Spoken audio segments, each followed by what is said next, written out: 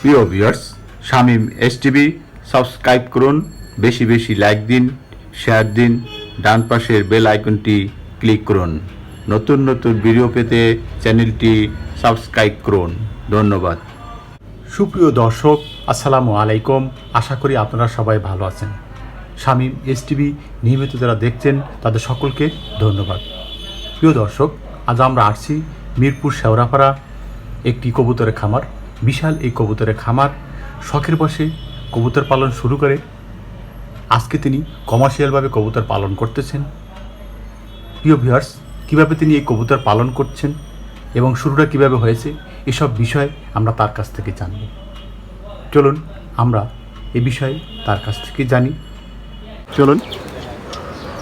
আসসালামু আলাইকুম। ওয়ালাইকুম আসসালাম। কেমন আছেন? জি আলহামদুলিল্লাহ।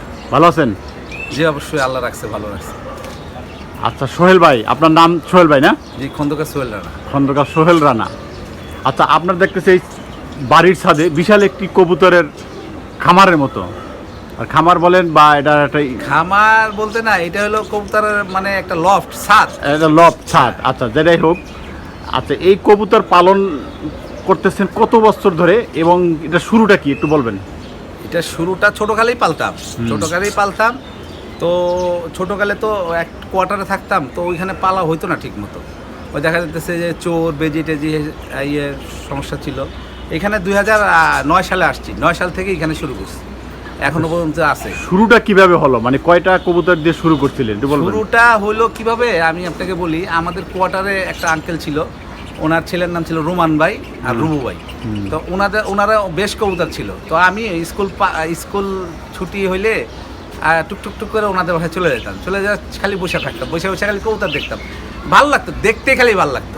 পরে একদিন বললাম আমার 2টা কবুতর দেন, বলে দিবে দিবে দিবে দিবে বলে আমাকে অনেক দিন ঘুরেছে। পরে একদিন যা কান্নাই করে দিছি যে আপনি দিবেন দিবেন বলে দেন না, আমি আর আসুমি না। পরে আমাকে 2টা কবুতর দিছে, গোল্লা কবুতর। ওইখান থেকেই শুরু কবুতর পালা। গোল্লা কবুতর।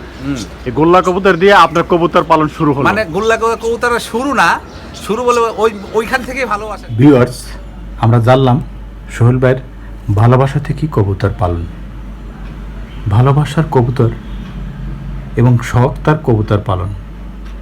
এভাবেই তার কবুতর পালন যাত্রা শুরু থেকেই এখন তিনি সেই কবুতর বাণিজ্যিকভাবে রূপ দিচ্ছেন। তার এই ছাদে বিশাল আকারে কবুতরের খামার গড়ে তুলেছেন। শখ করে কবুতর পালন থেকে আজকে তার বাণিজ্যিক রূপ নিচ্ছেন। চলুন আমরা তার কাছ থেকে আরও অনেক কিছু জানবো, এসব বিষয় নিয়ে কথা বলবো তার কাছ থেকে এবং শুনবো। সোহেল ভাই, আপনি বলছিলেন যে শখ, মানে এই শখটা আপনি পূরণ করতেছেন কিভাবে, মানে এর উৎসটা কি? মানে আপনি শখ বলতেছেন কবুতর, অনেকগুলি কবুতর, মানে শখটা বলতে আপনি কি বোঝাতে চাচ্ছেন? শখটা বলতে কি, শখটা হলো যে যারা আমরা এই গিরিবাস কবুতরগুলো বিলং করি, আমরা যারা ঢাকা বলেন, বাংলাদেশে বলেন, আমাদের বাংলাদেশে গিরিবাস কবুতরগুলো বিলং করি। এই কবুতরগুলা হয় কি, আমরা এগুলা দিয়ে রেস করি, তারপরে রেস শেষ হলে এগুলা দিয়ে আমরা টুর্নামেন্ট করি। যে এবারের বাচ্চাগুলো এগুলো বেরোইছে, হ্যাঁ, এইগুলা কি হবে, এগুলা এখন আস্তে আস্তে ছাড়বে, বাসা চিনার পরে এগুলা তারপর আস্তে আস্তে ওদের একটু টোকা দিব উড়ানোর জন্য। তারপরে ওরা আস্তে আস্তে উঠতে একসময় ঝাঁক বেঁধে যাবে, ঝাঁক বেঁধে উঠতে থাকবে। এরকম করতে গেলে যখন আষাঢ় মাস আসবে, আষাঢ় মাসে এগুলো আবার বন্ধ করে দিব আমরা। একদিন বৃষ্টির পানি ভিজাইতে পারে, বৃষ্টির পানিতে গোসল দেওয়ার পরে বন্ধ করে দিব। বন্ধ করে দেওয়ার পরে এরা আবার ঠিক ভাদ্র মাসে 1 তারিখে বের হবে ঘর থেকে, এই খাঁচার থেকে 1 থেকে বেরো।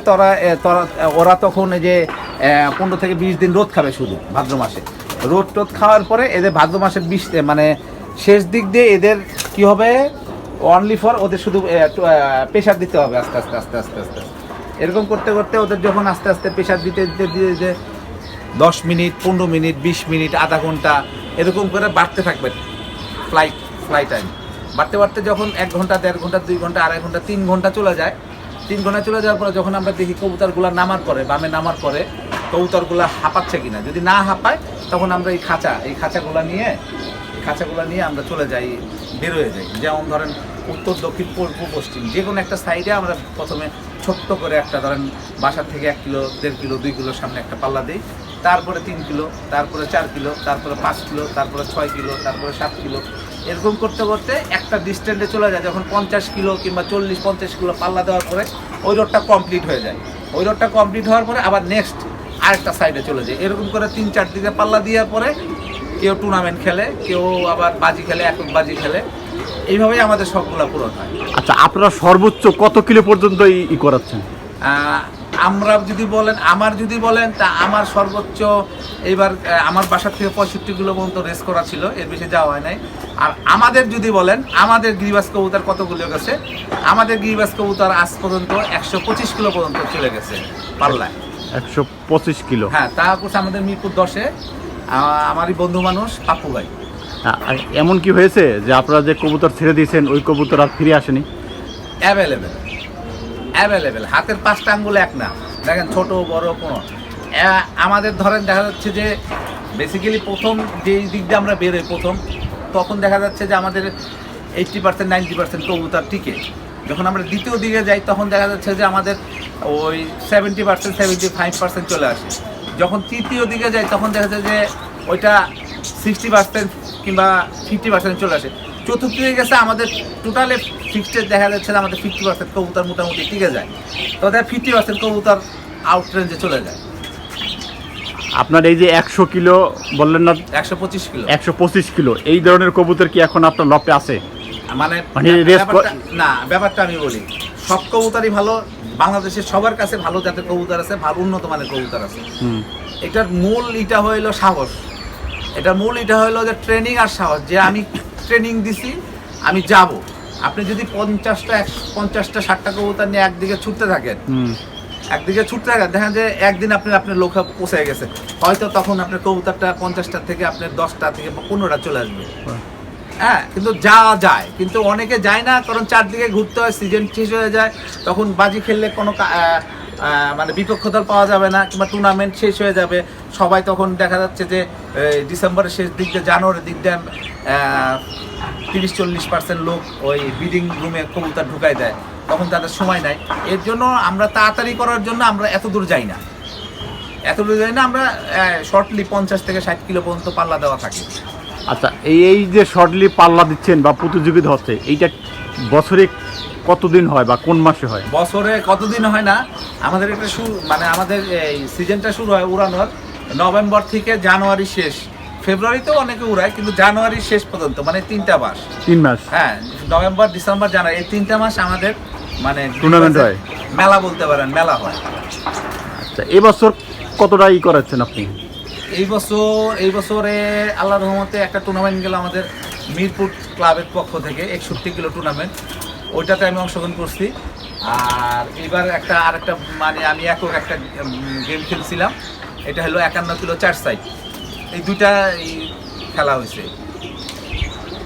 এই দুইটাই খেলা হয়েছে না? আচ্ছা, আপনি কি পুরস্কার পেয়েছেন, মানে প্রথম এরকম কোনো আছে? হ্যাঁ, ওই টুর্নামেন্টে যেটা খেলা হয়েছে ওইটাতে প্রথম হয়েছি।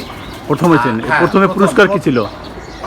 প্রথম পুরস্কার ছিল বেসিক্যালি হইতে কি, আমি আপনাকে বলি, আমরা যারা কবুতরগুলো বিলং করি, হইতে পারে আমি একটা নিম্ন পর্যায়ে আছি, মানে নিম্ন পর্যায়ে বলতে গেলে ফ্যামিলি ব্যাকগ্রাউন্ড না, ওইটা না, নিম্ন পর্যায়ে বলতে হলে যে অ্যামাউন্টের দিক দিয়ে ধরে না, ওইটাই তো, মানে আপনারা যে টুর্নামেন্টে করছেন আমি এটা শেষ করি। আর আমাদের যারা এই কবুতরগুলো পালে তারা মোটামুটি সবাই স্বয়ংসম্পন্ন। কবুতরটা পালে তাদের রিফ্রেশের জন্য, যে কবুতরটা মানে তাদের ভালো লাগে, কবুতরটা পালে ভালো লাগে, তাদের টাকা পয়সার অভাব নেই। হ্যাঁ, তারা কবুতর পালে, কিন্তু আমাদের রক্তের সাথে কবুতরগুলো মিশে আছে, তো ওনারা কিন্তু টাকাটা ফ্যাক্ট মনে করে না। ওনারা মনে করে আমি টুর্নামেন্ট খেলছি, ফার্স্ট হয়েছি, আমাকে তোমরা শুধু একটা গেন্দা ফুলের কিংবা একটা গোলাপ ফুলের মালা দাও, এইটাই আমার সম্মান। টাকাটা কিন্তু ফ্যাক্ট না। আমাদের এখানে একটা জিনিস ধার্য করা হয়েছিল যে 30,000 টাকা দেওয়া হবে, কিন্তু দেখা যাচ্ছে যে ওই টুর্নামেন্টে আমার কবুতর ট্রেনিং সহ কবুতর হারানোর সময় আমার 1 লাখ টাকা শেষ হয়ে গেছে। তো ওইটা তো কোনো ব্যাপার না, ব্যাপারটা হচ্ছে সম্মান, রেসপেক্টটা। এটার জন্যই সবাই খেলাধুলা মানে করে, এইটাই হলো মূল কথা।